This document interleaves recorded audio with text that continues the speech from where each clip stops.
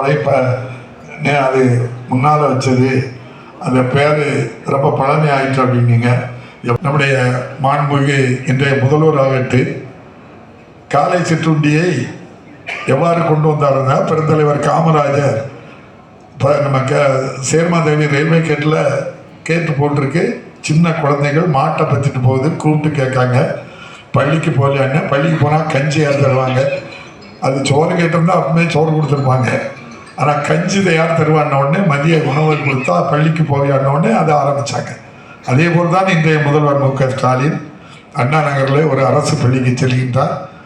வாடிய முகத்தோடு இருப்பவனை அழைத்து சாப்பிட்டியாங்கிறார். காலையில் இல்லைங்கிறான். ஏன் சாப்பிடல அப்படிங்காங்க. எங்கள் தந்தை கிடையாது எனக்கு.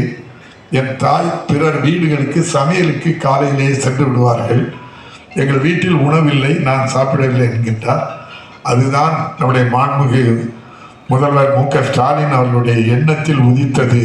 இப்படி ஒரு எத்தனை பேர் வந்திருப்பார்கள் என்று கணக்கல்ல. காலை சிற்றுண்டி அரசு உதவி பெறும் பள்ளிக்கு அனைத்து ஆரம்ப பள்ளிகளுக்கும் கொடுங்கள் என்று உத்தரவிட்டிருக்கிறார் என்றால், மறைந்த பெருந்தலைவர் காமராஜர் வழியில் தான் இன்றைய முதல்வரும் அவர் மதிய உணவை தந்தால் இவர் காலை சிற்றுண்டியை கொடுத்திருக்கின்றார்.